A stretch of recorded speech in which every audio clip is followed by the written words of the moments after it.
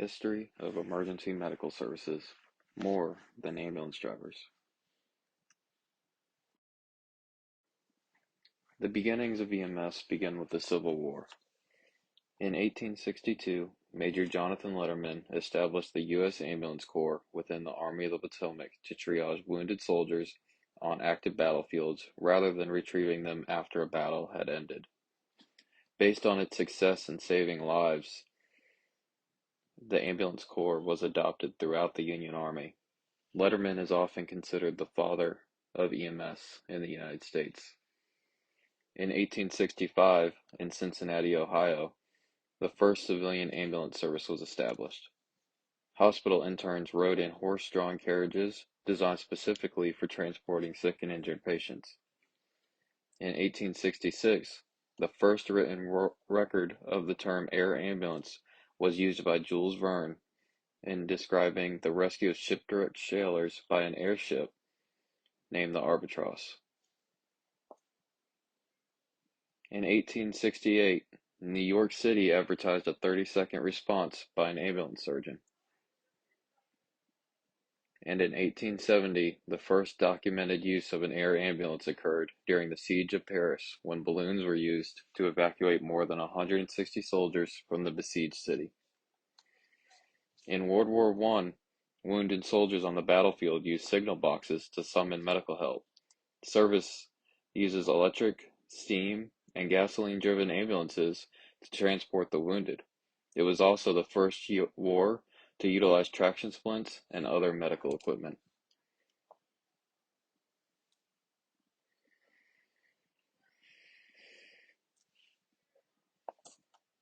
In 1922, volunteer rescue squads are organized in Virginia along the coast of New Jersey. Phoenix Fire Department begins using inhalators as well. That's a device used providing a mixture of oxygen and carbon dioxide for breathing. It's used in conjunction with artificial respirations. In 1928, rural volunteer services began in Roanoke, Virginia, containing life-saving and first aid crews. Other states followed, but quality and kind of service varies widely. In 1930 and into the 1940s, an unregulated hodgepodge of service emerges at the state and local levels, with fire departments, hospitals, funeral homes, towing companies, and volunteers setting their own standards. Transportation of patients remains primarily the focus until after mid-century.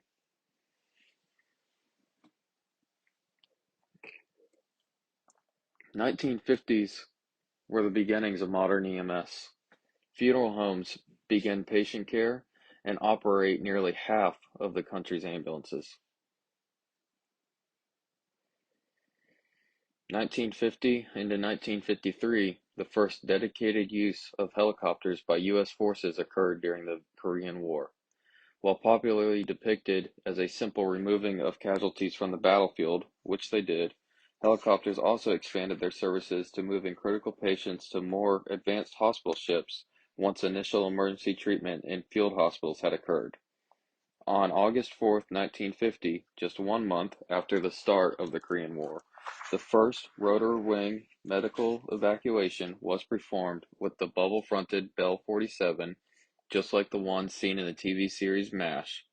The wounded were transported on basket stretchers attached to the top of landing gear on the outside of the small helicopter. They were covered with blankets in a nearly futile effort to maintain body heat and prevent wound contamination. It is estimated that more than 20,000 injured soldiers were evacuated by helicopter.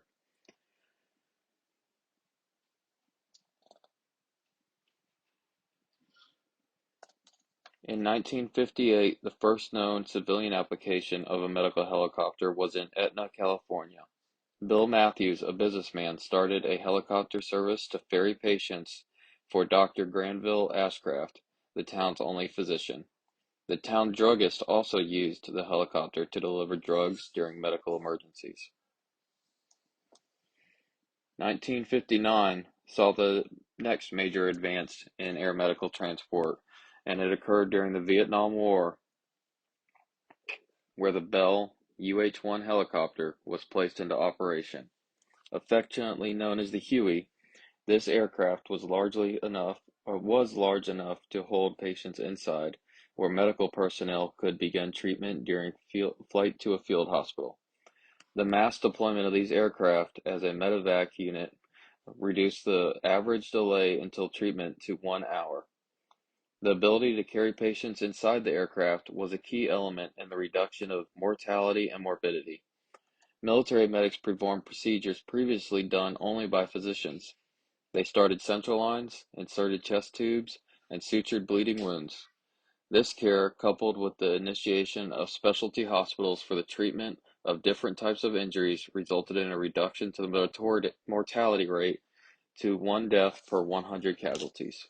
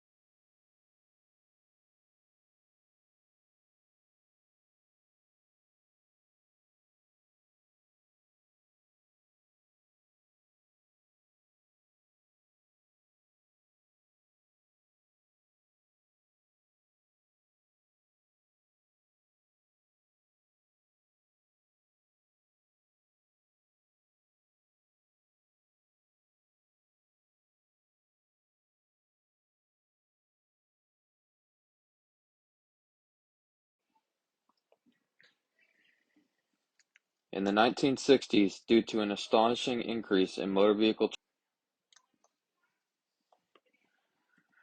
In 1972, the first civilian hospital-based medical helicopter program in the United States began operations. Fight for Life, Colorado began with a single Alouette Type 3 helicopter based at St. Anthony Central Hospital in Denver, Colorado. In 1973, EMS Systems Act established 300 EMS systems throughout the country. Department of Transportation adapt training curricula for EMT, EMT-P, and first responders. EMT-P meaning EMT paramedics. New rules of EMS radio communications were introduced, and ambulance specifications were introduced as well. This year as well, the Department of Transportation published the first Star of Life. In 1975, the National Registry of Emergency Medical Technicians is established. The NREMT is the body that still handles national certifications at all levels for emergency medical technicians in the United States today. 1979, computer automated dispatch is created. In 1980, EMS autonomy is wider medical services highlights needed for medical oversights. EMS autonomy and wider medical services highlighted the need for medical oversight. EMS physicians emerge as a new specialty to ensure that care provided by EMS is both appropriate and beneficial. In 1981, Consolidated Omnibus Budget Reconciliation Act consolidates funding into preventative health block grants to states, reduces compliance with federal guidelines, and abolishes the lead federal agency. In 1984, Emergency Medical Services for Children program adds an EMS emphasis on pediatric patients, including how to care for children and prevent pediatric injuries.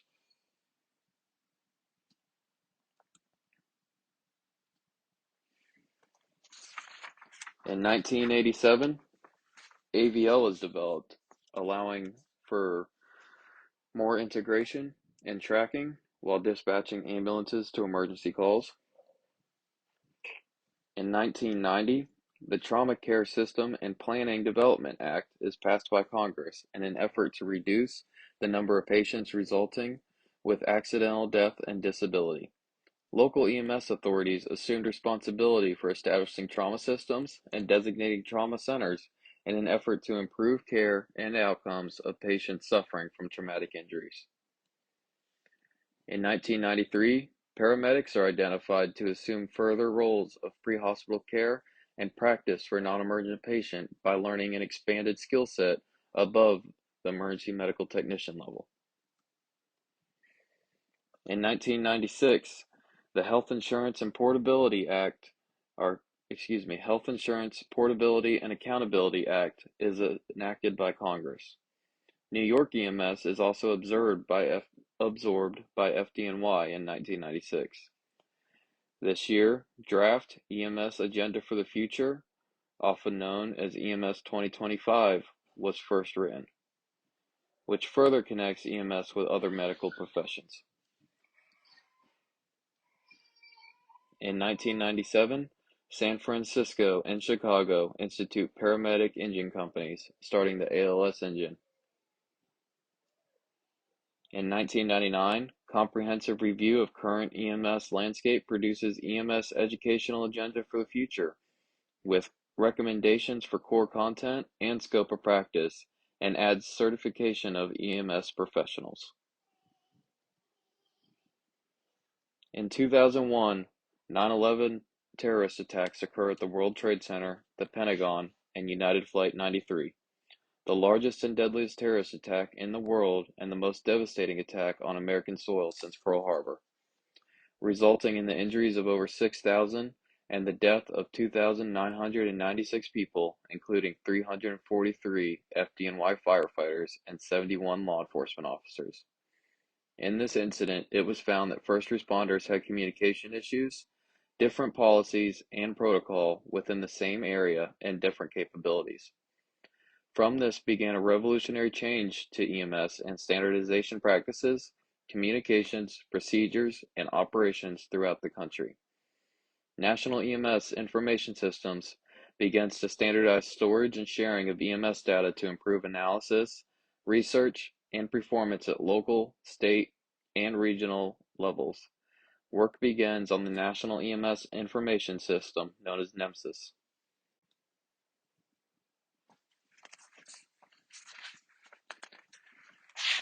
In 2005, Enhanced 911 Act establishes National 911 Program to assess and improve public safety and communication services. New Federal Interagency Committee on EMS is created to coordinate federal efforts and improve EMS systems nationwide. The NHTSA releases the National EMS Scope of Practice Model, an effort to standardize provider competencies and nomenclature across the U.S. In 2006, publication of the IOM's Emergency Medical Services at the Crossroad Report, which details the major problems facing EMS as it enters the 21st century. Congress establishes the Federal Interagency Committee on EMS. The Pandemic and All Hazards Preparedness Act becomes law, creating the Office of the Assistant Secretary for Preparedness and Response within the Department of Health and Human Services. In 2007, National EMS Advisory Council is created to provide EMS recommendations to Department of Transportation and Federal Interagency Committee on EMS.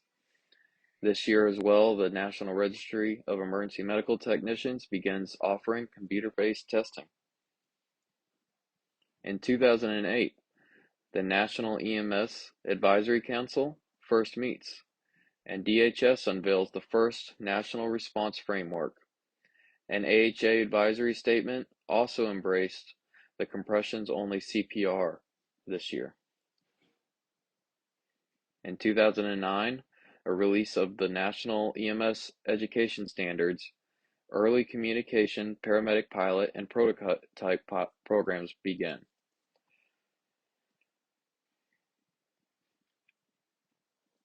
Pandemic influenza caused by a new strain of H1N1 kills an estimated 150,000 people worldwide.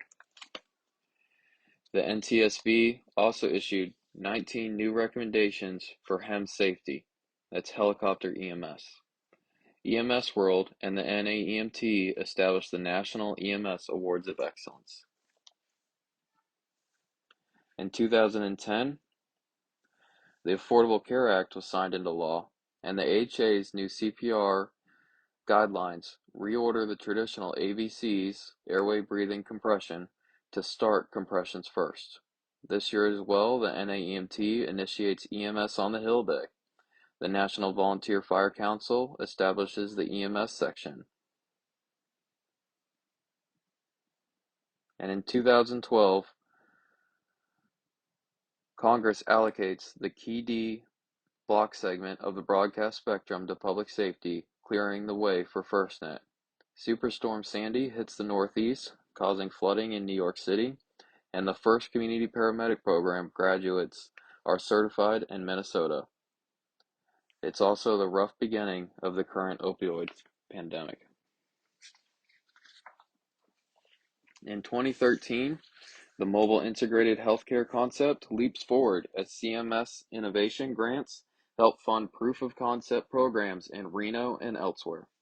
State-sanctioned pilot projects began in Maine, and pioneering Texas service MedStar EMS changes its name to MedStar Mobile Healthcare. The strategy for a national EMS culture of safety is published, culminating a 3-year effort. Also, in 2013, the NFPA 1917 ambulance standard is released. In 2014,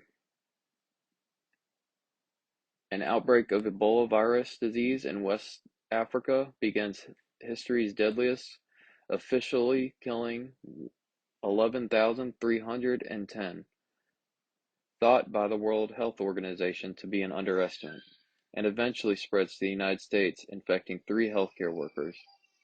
The EMS Compass Performance Measures project begins, and this year, the U.S. first mobile stroke unit debuts in Houston. In 2016, EMS Agenda 2050 development begins. A mass shooting at Orlando's Pulse nightclub kills 49, becoming for a year the deadliest in U.S. history. The Commission on Accreditation of Ambulance Service releases its Ground Vehicle Standard, GVS-1. The EMS 3.0 effort also gets underway this year. 2017, a gunman firing from a hotel at Las Vegas Route 91 Harvest Festival kills 58, surpassing the toll of the last year's Pulse shooting. Anthem Blue Cross Blue Shield announces it will reimburse ambulance care without transport.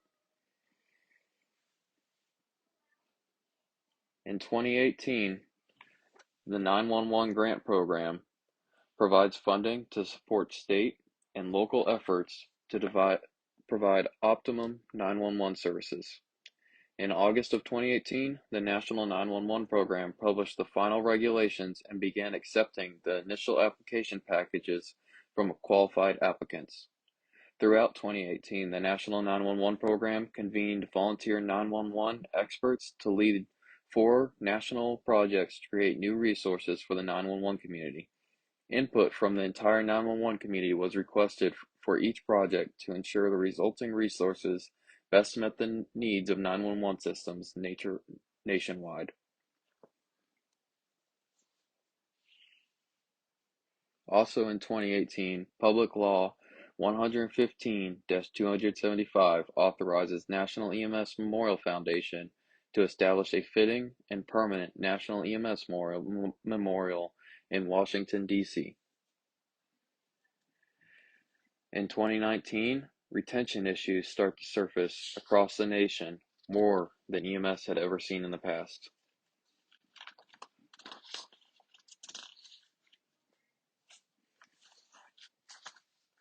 The future of EMS is widely unknown. This slide shows some of the possibilities and some of the growing and some of the changes that EMS is going to have. Modern EMS is going to have to find ways to encourage entrance into the field and to provide answers to retention. Shortly after, EMS is going to have to finally answer the question, should EMS be third service or fire-based? Should it be private or public? Right now, there is a hodgepodge of models across the United States and even across internally within the states. EMS should bridge the divide of the third service model. Some agencies are also exploring hybrid options, such as single cert paramedics within the fire service. Research is going to fill the gaps in pre-hospital medicine the same way that it has been. We'll also see a change in transport destinations. Many systems are already starting to do this, where maybe the ER is not the best answer to every call. Maybe some patients can be transported to other areas where they'd be better served. Education standards are going to have to increase within the United States, just as in the past with the development of the paramedic. Maybe in the future, the paramedic may be a 2-year degree or even up to a doctoral degree. It's going to have to wait to be seen. In 2050, we're going to see even more of the use of technology in EMS. The seamless transfer of care from pre-hospital providers to the hospital and into discharge is going to be augmented by the development of further technology. And finally, EMS is going to have to become more available for everyone. Rural EMS is still often relying on volunteers that are often undertrained, understaffed, and underfunded.